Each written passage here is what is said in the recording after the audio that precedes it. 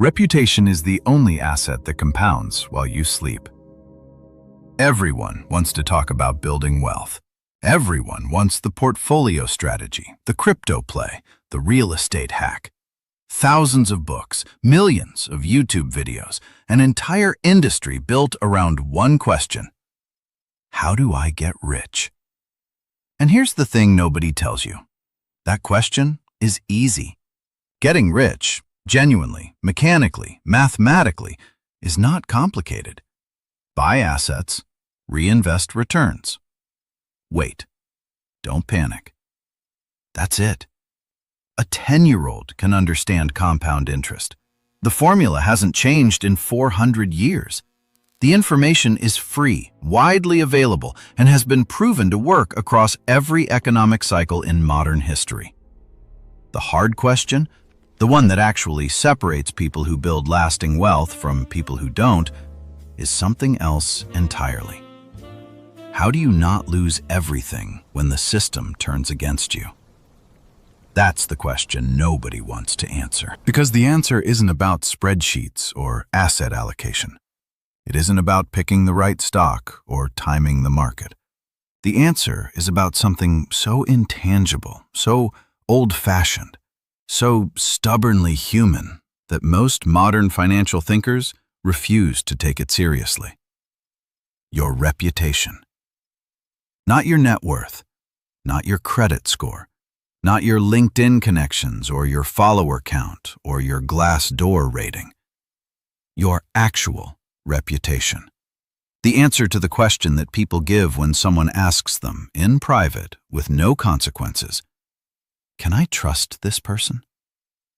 That answer is worth more than your entire portfolio. And in a crisis, a real crisis, the kind that wipes out balance sheets and destroys careers in a single news cycle, it is the only asset that remains liquid when everything else freezes. Most people treat reputation like a nice-to-have, a soft skill, something you think about when you're writing a cover letter or preparing for a performance review. They treat it the way people treat insurance, something you acknowledge is probably important but never actually invest in until the moment you desperately need it and discover you don't have enough. This is a catastrophic misunderstanding of how social capital actually works, and it's costing people, individuals, companies, entire industries, fortunes that dwarf anything they could have lost in a market correction. Let's start with physics, because physics doesn't lie, and people do. In orbital mechanics, there's a concept called escape velocity. It's the minimum speed an object needs to break free from a gravitational field without any additional propulsion. For Earth, that number is approximately 11.2 kilometers per second. Below that threshold, no matter how hard you push, gravity wins. You go up, you slow down, you come back. The force pulling you toward the ground is not linear, it's systemic. It doesn't care about your effort. It doesn't reward your hustle. It simply is. Reputation works the same way. Most people think about reputation linearly. They think, if I do good work, people will notice. If I'm honest, people will trust me. If I show up consistently, my reputation will grow. And they're right, but only up to a point. Because below a certain threshold of social trust, the gravitational pull of doubt, skepticism, and institutional inertia is stronger than any individual act of integrity. Think about what happens when a company faces a crisis with a weak reputation. The moment bad news breaks, every stakeholder, investors, customers, employees, partners, immediately assumes the worst. Not because they have evidence, because they have no stored trust to draw on. The gravitational field of suspicion is so strong that no single press release, no single apology, no single corrective action can generate enough upward velocity to escape it. The company spirals, the stock collapses, the brand dies. Now think about what happens to a company with a genuinely strong reputation facing the same crisis. Johnson & Johnson in 1982. 7 people died after taking Tylenol capsules laced with cyanide. This was not a manufacturing error. This was a criminal act by an external party. Johnson & Johnson had zero culpability in the poisoning itself. But here's what they did. They immediately recalled 31 million bottles of Tylenol from store shelves nationwide. They halted all advertising. They cooperated fully with investigators.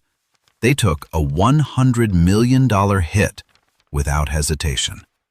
The financial logic, by conventional standards, made no sense. They were not legally required to do any of this. The contamination was localized. The risk of further harm was statistically minimal. Every rational cost-benefit analysis said, contain the story, minimize the recall, protect the margins. They did the opposite. And within a year, Tylenol had recovered 70% of its market share. Within 2 years, it was the #1 over-the-counter analgesic in America again. The company that should have been destroyed by a crisis it didn't even cause came back stronger because it had spent decades building something that no crisis could immediately destroy: the deep, structural trust of the American consumer. That trust was not a soft asset. It was not a feel-good metric. It was a gravitational force in the opposite direction, a stored reservoir of social capital so large that even a catastrophic event couldn't drain it fast enough to cause permanent damage. This is escape velocity. This is what it looks like when reputation functions as a real asset rather than a decorative one. The people who don't understand this, and there are millions of them, running companies, managing careers, building businesses, are operating below the threshold. They're working hard, they're generating revenue, they're hitting their quarterly numbers, but they have no stored trust, no reservoir, no escape velocity. And the moment gravity asserts itself, the moment a crisis hits, a competitor attacks, a market shifts, they have nothing to draw on. They fall. Here's where it gets uncomfortable.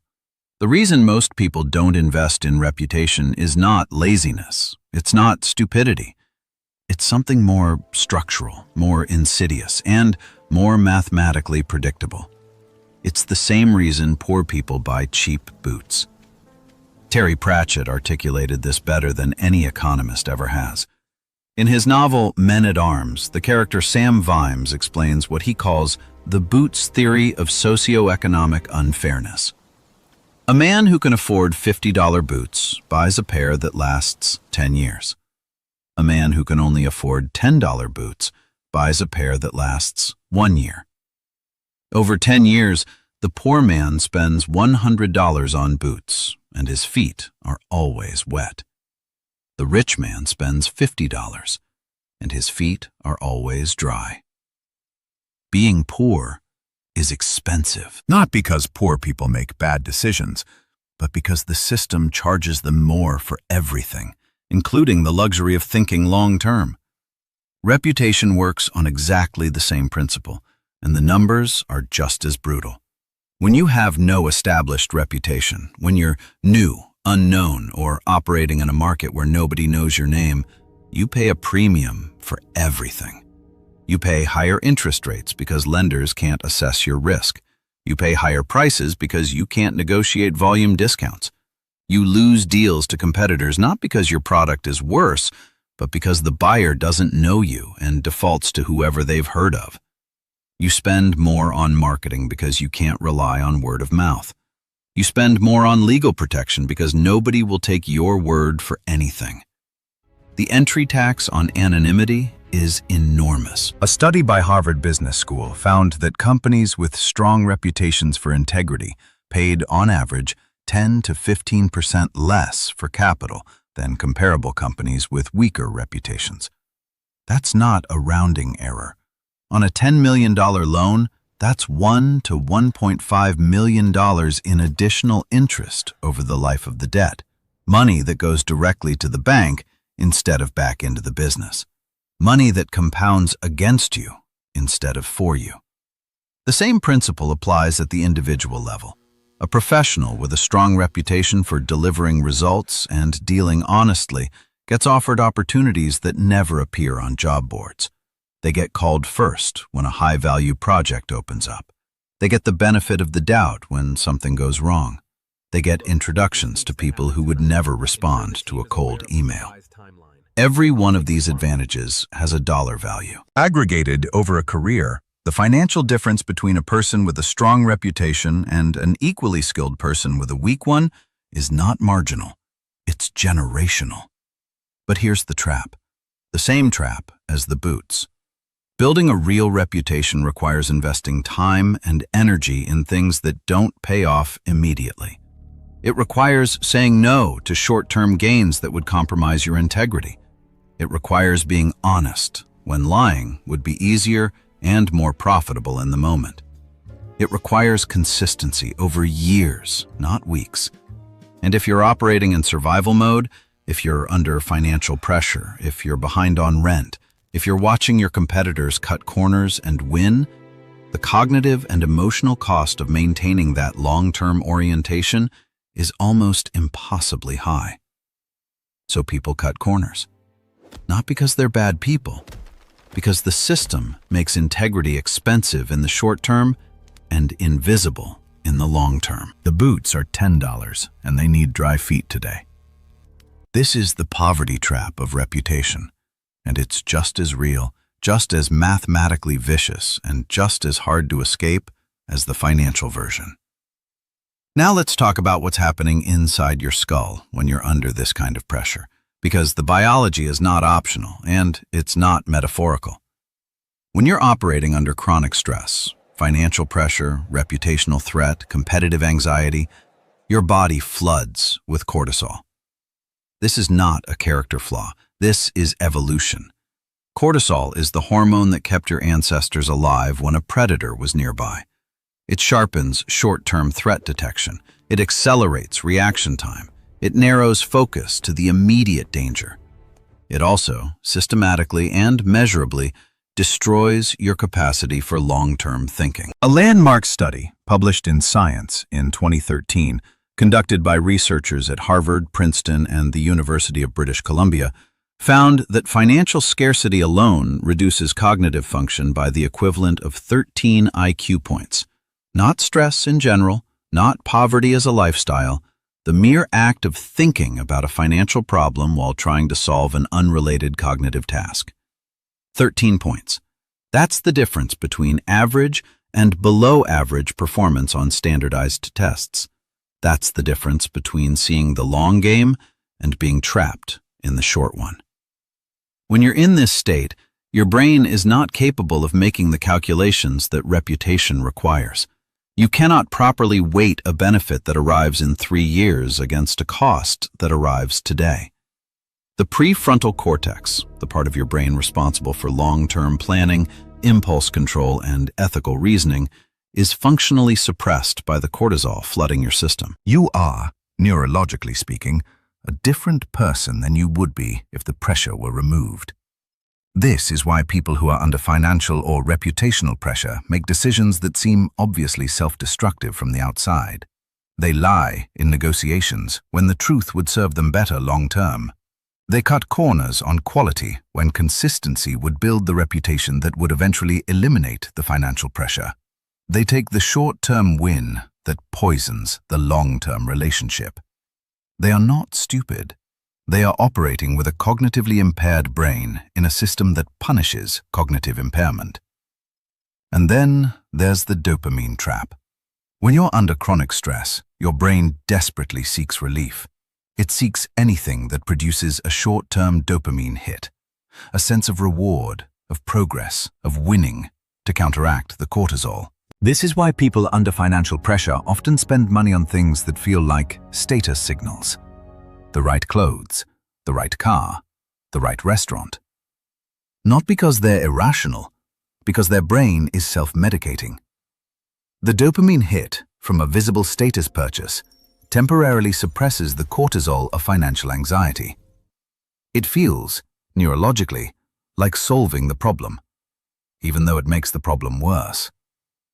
The same mechanism operates in reputation management. People under reputational pressure often make the mistake of chasing visible signals of trustworthiness. The right title, the right associations, the right social media presence, instead of doing the slow, invisible work of actually being trustworthy. They optimize for the appearance of integrity rather than the substance of it. And for a while, it works. The dopamine hit of positive social feedback feels like progress. The cortisol drops, the brain relaxes, until it doesn't. Because appearances are not assets. They're liabilities dressed up as assets. They require constant maintenance. They're fragile under scrutiny. And in a crisis, in the moment when real social capital is the only thing standing between you and catastrophe, they evaporate instantly. The person who spent 10 years building the appearance of trustworthiness discovers, in the moment of crisis, that they have nothing. The person who spent 10 years being trustworthy, quietly, consistently, often at personal cost, discovers that they have everything. So what does the escape actually look like? Not the motivational poster version, the real version, the one that accounts for the biology, the mathematics, and the social physics. The first thing you have to do is the hardest thing. You have to stop. Not permanently, not forever, but you have to create a period, weeks, months, however long it takes, of radical cognitive decompression, what some people call a monk mode. Not because asceticism is virtuous, but because your brain is currently running on cortisol and dopamine substitutes, and you cannot make the calculations that reputation requires while that's happening. This means eliminating the noise that's feeding the stress response. It means cutting the social comparisons that are triggering the status anxiety. It means reducing the financial commitments that are creating the survival pressure. Not because these things are inherently bad, but because they are consuming the cognitive bandwidth you need to think clearly about the long game. Warren Buffett reads for 5 to 6 hours a day, not because he has nothing else to do, because he understands that the quality of his decisions is directly proportional to the quality of his thinking, and the quality of his thinking is directly proportional to the amount of undistracted cognitive space he protects. He is not optimizing for busyness. He is optimizing for clarity. Charlie Munger, his partner at Berkshire Hathaway, has said repeatedly that the most important thing he ever did for his career was to spend the first hour of every working day on his own projects, his own thinking, his own learning, before doing anything for anyone else. Not because he was selfish, because he understood that a depleted mind makes depleted decisions, and depleted decisions destroy reputations. The monk mode is not about deprivation. It's about reclaiming the cognitive resource that the noise has been stealing from you. It's about getting your IQ back. It's about restoring the prefrontal cortex function that chronic stress has been suppressing. It's about giving yourself the neurological capacity to actually see the long game instead of just reacting to the short one. Once you have that clarity, once the cortisol is dropped and the dopamine substitutes have been removed and you can actually think, the next step is building what strategists call a moat. Not a financial moat, a reputational moat. The concept comes from Buffett, who uses it to describe the competitive advantages that protect a business from attack. A wide moat means competitors can't easily replicate what you do. A narrow moat means you're one innovation away from being displaced. The same concept applies to individual reputation. Most people build their reputation in a single dimension. They're known for one thing, their technical skill, their industry knowledge, their network. And that's fine, until the dimension they're known for becomes commoditized, automated, or irrelevant. Then they have nothing. The people with the widest reputational moats are known for a combination of things that is genuinely difficult to replicate. Not just competence, but integrity. Not just integrity, but judgment. Not just judgment, but consistency under pressure. Not just consistency, but the specific, documented history of having made the right call when the wrong call would have been easier and more profitable. This combination, competence plus character plus a track record of choosing character over convenience, is extraordinarily rare. And because it's rare, it's extraordinarily valuable. It cannot be faked at scale. It cannot be manufactured quickly. It cannot be purchased. It can only be built, slowly, through repeated choices made over years. Scott Adams, the creator of Dilbert, has written about what he calls talent stacks. The idea is that being in the top 1% of any single skill is extraordinarily difficult, but being in the top 25% of 2 or 3 complementary skills is much more achievable, and the combination creates a unique value that is greater than the sum of its parts. A person who is a good writer, a decent public speaker, and understands basic psychology is more valuable than a person who is a great writer alone, because the combination is rarer and more useful. The same principle applies to reputation. Being known as technically excellent is valuable. Being known as technically excellent and scrupulously honest is rarer. Being known as technically excellent, scrupulously honest, and someone who delivers on commitments even when it's costly is rarer still. Each layer you add to the stack narrows the field of people who can compete with you. Each layer makes your reputation more defensible, more durable, and more valuable in a crisis. There's a social dimension to this that most people underestimate, and it's the one that kills more reputations than any individual act of dishonesty. It's the people around you. Sociologist Nicholas Christakis and political scientist James Fowler spent years studying how behaviors, attitudes, and outcomes spread through social networks. Their research, published in their book, Connected, found that your likelihood of being obese, happy, lonely, or financially successful is significantly influenced not just by your direct connections, your friends and colleagues, but by your friends' friends and their friends. 3 degrees of separation. The social network you inhabit shapes you in ways you cannot fully perceive from inside it. This is what people mean when they talk about the crab bucket effect. Put a single crab in a bucket and it will climb out. Put multiple crabs in a bucket and they'll pull each other back down. Not out of malice, but out of the mechanical dynamics of their situation. The same thing happens in human social networks. People who are operating in survival mode, who are under financial or reputational pressure, who have normalized cutting corners and managing appearances, they pull toward their own level. Not consciously, not maliciously, but inevitably. If you're surrounded by people who treat reputation as a performance rather than a practice, who talk about integrity but don't practice it, who admire honesty in the abstract but punish it in the specific, you will gradually, almost imperceptibly, calibrate your own behavior toward theirs. The social pressure is constant and largely invisible. You don't notice it happening. You just notice, years later, that you've made a series of small compromises that have collectively moved you somewhere you never intended to go. The escape from this is not about being cruel to the people around you. It's not about announcing that you're upgrading your social circle or treating your current relationships as liabilities to be liquidated. It's about something more subtle and more powerful. Deliberately expanding your reference group to include people who aren't physically present. Books, lectures, biographies, long-form interviews.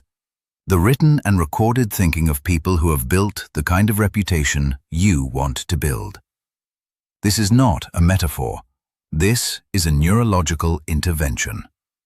When you spend significant time with the thinking of people who have consistently chosen integrity over convenience, who have documented in their own words the specific moments when they faced the choice between the short-term win and the long-term reputation, and chose the reputation, your brain begins to recalibrate its sense of what's normal, what's possible, what's worth doing.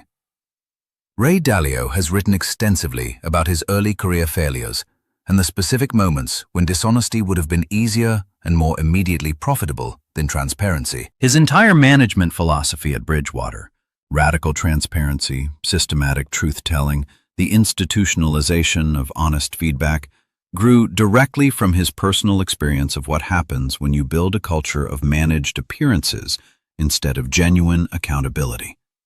Reading his work doesn't just give you information, it gives you a new reference point for what integrity in practice actually looks like. Paul Graham's essays on startups are, at their core, essays about reputation. His central argument, that the best strategy for a startup is to build something people genuinely love, to be honest about what you don't know, and to treat your early users as partners rather than targets, is a reputation argument dressed in startup language. The companies that follow this advice don't just build better products.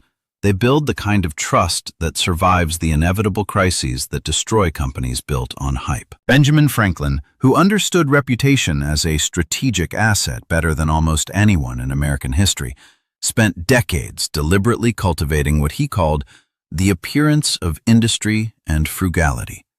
But read his autobiography carefully, and you'll see that he wasn't cultivating the appearance. He was cultivating the reality, and the appearance followed. He understood that genuine reputation cannot be manufactured from the outside in. It has to be built from the inside out, through actual behavior, and then allowed to become visible over time. These people become your virtual mentors, not because you can call them, but because their thinking, absorbed deeply and repeatedly, reshapes the cognitive framework through which you make decisions. They become the reference group that pulls you upward instead of downward. Now let's talk about the mathematics, because this is where the argument stops being philosophical and starts being undeniable. Compound interest is the most powerful force in finance. Einstein may or may not have called it the eighth wonder of the world. The attribution is disputed, but the mathematics is not. $1 invested at 10% annual return becomes $1.10 after 1 year. After 10 years, it's $2.59. After 30 years, it's $17.45. The growth is not linear, it's exponential. The longer the time horizon, the more dramatic the divergence between the person who compounds and the person who doesn't. Reputation compounds on exactly the same curve. Every time you deliver on a commitment, the next commitment is slightly easier to make and slightly more likely to be honored. Every time you're honest, when dishonesty would have been easier, the next honest conversation is slightly less costly. Every time you choose the long-term relationship over the short-term transaction, the relationship becomes slightly more valuable and slightly more durable. The increments are small. The compounding is enormous. But here's the asymmetry that most people miss. Reputation also compounds in reverse. Every time you cut a corner, the next corner is slightly easier to cut. Every time you manage an appearance instead of addressing a reality, the gap between your reputation and your actual character widens slightly. Every time you take the short-term win at the expense of the long-term relationship, the relationship becomes slightly less valuable and slightly more fragile. The increments are small, the compounding is catastrophic. This is why reputational collapses, when they happen, seem sudden and disproportionate to the triggering event. The triggering event is rarely the actual cause. It's the moment when the accumulated gap between reputation and reality becomes visible. The company that collapses after a single scandal didn't collapse because of the scandal. It collapsed because the scandal revealed a pattern of behavior that had been compounding for years. The individual whose career ends after a single exposed lie didn't lose their career because of the lie. They lost it because the lie revealed a character that their reputation had been misrepresenting for years. The market, whether it's the financial market, the labor market, or the social market, is not stupid. It's slow. It takes time to process information. It takes time to distinguish genuine integrity from performed integrity. But it gets there. And when it does, the correction is brutal and fast. This is why the people who understand reputation as a compounding asset are so obsessive about the small things. Not because the small things matter individually, but because the small things are where the compounding happens. The email you answer honestly when a vague answer would have been easier. The commitment you keep when breaking it would have been more convenient. The credit you give to someone else when taking it yourself would have been more profitable. These moments are invisible. They don't generate press releases or LinkedIn posts, but they are the deposits in the account that will save you when the crisis comes. Let's make this concrete. Let's talk about what this looks like in practice, in real crises, with real money on the line. In 2008, when the financial crisis hit and credit markets froze, Berkshire Hathaway received calls from companies that couldn't get financing anywhere else. Goldman Sachs, General Electric. Companies that, by any conventional measure, should have had no trouble accessing capital. But the credit markets had seized. Nobody trusted anybody. The entire financial system was running on fear. Warren Buffett provided $5 billion to Goldman Sachs and $3 billion to General Electric, not as charity, but as investments, at terms that were extraordinarily favorable to Berkshire. He was able to do this not because he had more money than everyone else. He had less capital than many sovereign wealth funds and institutional investors who were sitting on the sidelines. He was able to do it because his reputation for financial soundness, for honest dealing, and for long-term thinking was so well established that his investment was itself a signal. When Buffett invested, the market read it as a credibility endorsement. The companies he backed didn't just get capital, they got the reputational halo of his association. That halo was worth more than the money. The terms Buffett extracted, 10% preferred dividends from Goldman, warrants to purchase additional shares at favorable prices, generated returns that dwarfed what a conventional investment would have produced. He was paid a premium not for his capital, but for his reputation. His name, his credibility, his decades of demonstrated integrity were the asset that commanded the premium. The money was just the vehicle. This is what it looks like when reputation functions as a financial instrument. Not metaphorically, literally. The trust that Buffett had built over 50 years of consistent, honest, transparent dealing was converted, in a moment of crisis, into preferential access to deals that no amount of money alone could have purchased. Now consider the opposite case. Enron, in 2001, was one of the most admired companies in America. It had been named Fortune's most innovative company for 6 consecutive years. Its executives were celebrated. Its stock was a darling. Its reputation, as measured by conventional metrics, press coverage, analyst ratings, industry awards, was extraordinary. But the reputation was a performance. The actual character of the company, the systematic accounting fraud, the deliberate manipulation of energy markets, the culture of deception that ran from the executive suite to the trading floor, was the opposite of what the reputation claimed. The gap between the performance and the reality had been compounding for years. When the gap became visible, when a single analyst, Bethany McLean, asked a simple question that nobody had thought to ask, how exactly does Enron make its money? And couldn't get a straight answer, the collapse was instantaneous. Not gradual, not proportional, instantaneous. Within weeks, a company with a market capitalization of $60 billion was worth nothing. Within months, it was bankrupt. Within years, its executives were in prison. The triggering event was not the fraud itself. The fraud had been happening for years. The triggering event was the moment when the market realized that the reputation was a lie. And when that realization hit, there was no reservoir of genuine trust to draw on. There was nothing. The gravitational field of suspicion was total and immediate, and there was no escape velocity because there had never been any genuine investment in the underlying asset. $60 billion. Gone.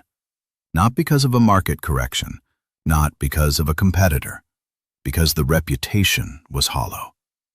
There's a specific mechanism here that deserves its own examination because it's the one that most people in business and professional life encounter, not in dramatic form, but in the small, daily, almost invisible choices that determine which side of the compounding curve they're on.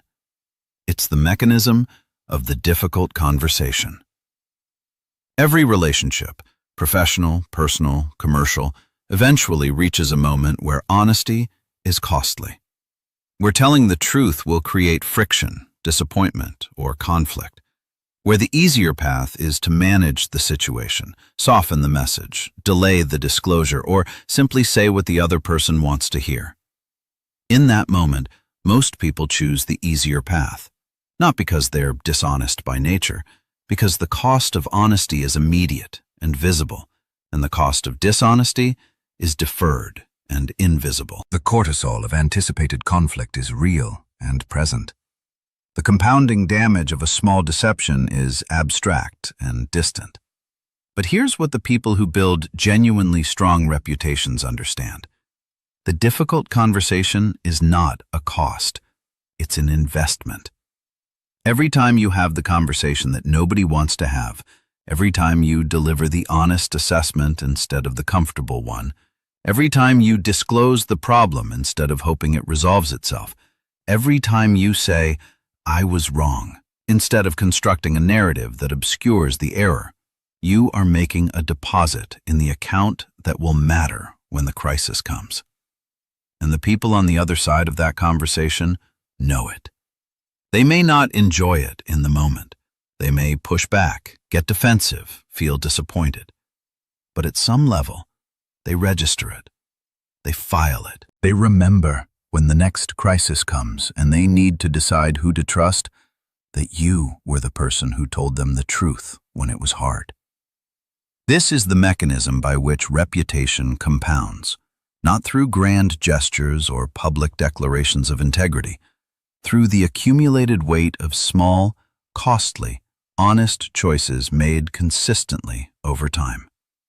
Ray Dalio built Bridgewater into the world's largest hedge fund not by being the smartest investor in the room, though he is extraordinarily smart, but by building a culture where honest feedback was institutionalized, where errors were analyzed rather than hidden, and where the gap between what people said and what they actually thought was systematically eliminated. The culture was uncomfortable. It drove away people who preferred managed appearances to genuine accountability. But it produced a decision-making environment of extraordinary quality because the information flowing through it was real. The reputation that Bridgewater built for rigorous thinking, for honest dealing, for intellectual integrity attracted the kind of clients and partners who valued those things. Sovereign wealth funds, pension funds, institutional investors with long time horizons and low tolerance for bullshit. The clients who stay through market cycles. The clients who don't panic and withdraw at the first sign of underperformance. The clients who are, in the language of finance, sticky. Sticky clients are worth more than transactional clients, not just because they generate more revenue over time, but because they provide the stability that allows you to make long-term decisions instead of short-term ones. They are, in effect, the financial expression of the trust you've built. They are reputation converted into capital. Let's talk about the specific texture of what reputation looks like in a crisis, because the abstract argument is one thing and the lived experience is another. In 2010, Toyota faced one of the most serious product crises in automotive history. Reports of unintended acceleration in Toyota vehicles had been accumulating for years. The National Highway Traffic Safety Administration had received thousands of complaints. There had been accidents. There had been deaths. And Toyota's initial response, denial, minimization, the suggestion that driver error was responsible, was a textbook example of reputation mismanagement. The company had spent decades building a reputation for quality and reliability that was genuinely earned. The Toyota production system, the lean manufacturing philosophy that had made Toyota the most efficient automaker in the world, was a real achievement. The quality was real, the reputation was real.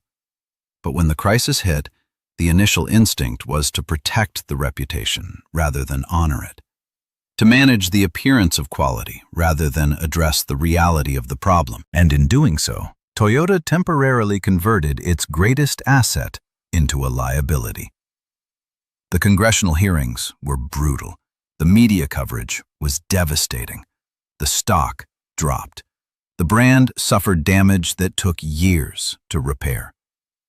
Compare this to how Toyota eventually responded, with a massive recall, genuine transparency about the investigation process, and a public commitment to quality that went beyond what was legally required. And you can see the difference between reputation as performance and reputation as practice. The recovery happened not because Toyota's PR team got better. It happened because Toyota's actual behavior eventually caught up with its stated values. The lesson is not that Toyota was a bad company. The lesson is that even genuinely good companies with genuinely strong reputations can make the mistake of treating reputation as something to be protected rather than something to be practiced. And when they make that mistake, the cost is enormous. Not because the market is punishing them for the original problem, but because the market is punishing them for the gap between their stated values and their actual behavior. The market always punishes the gap. Always. Without exception. The only variable is timing. There's a final dimension to this that I want to address directly because it's the one that most people in the modern economy are getting catastrophically wrong. It's the relationship between reputation and digital permanence. For most of human history, reputation was local. It was bounded by geography, by community, by the limits of how far information could travel. A merchant in medieval Florence had a reputation in Florence. What happened in Venice stayed in Venice. The information asymmetry was enormous, and it created space for people to reinvent themselves, to escape their past, to start over. That world is gone. The Internet has created a condition of near-total information permanence and near-total information accessibility. What you said in a forum in 2009 is findable. What you wrote in a professional email in 2015 can be screenshotted and shared. What you did in a business negotiation in 2018 can be described in a LinkedIn post that reaches 100,000 people. The information asymmetry that once protected people from the full consequences of their reputational choices has been systematically eliminated. This changes the mathematics of reputation in a fundamental way. In a world of information asymmetry, the short-term benefits of dishonesty could sometimes outweigh the long-term costs, because the long-term costs were uncertain, and the information might never travel far enough to matter. In a world of information permanence, the long-term costs are certain. The information will travel. The question is only when. This means that every small dishonesty, every managed appearance, every gap between stated values and actual behavior is now a liability that is accumulating interest.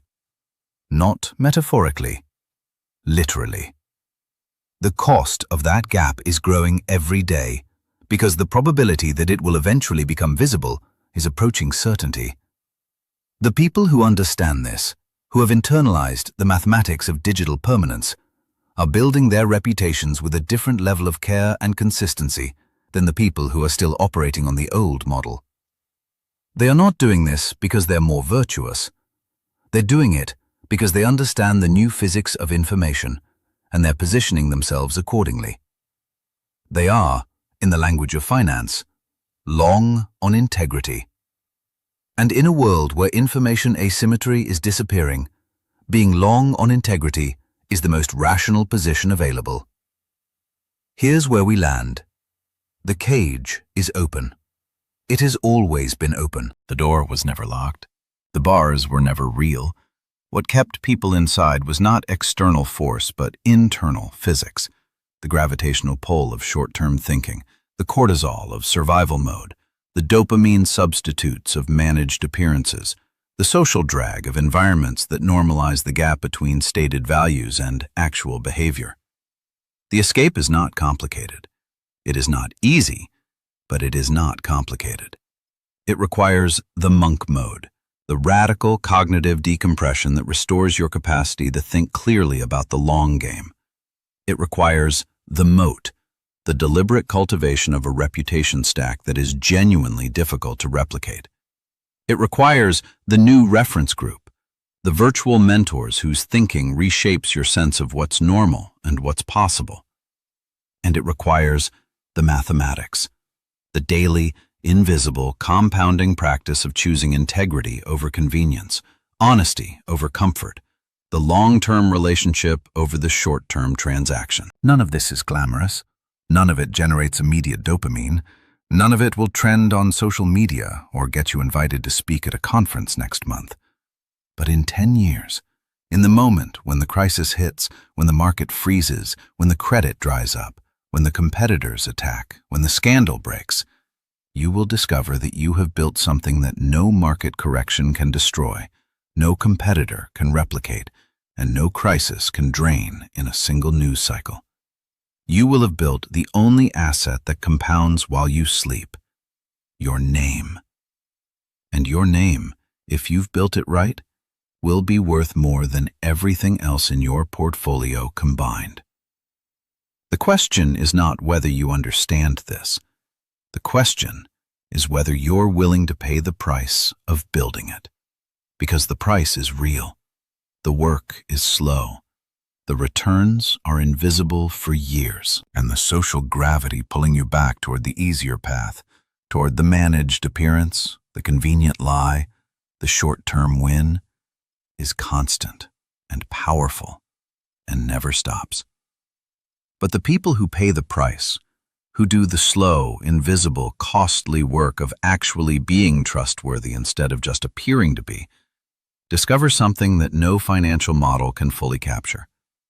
They discover that when the world is on fire, everyone calls them first. And that is worth everything.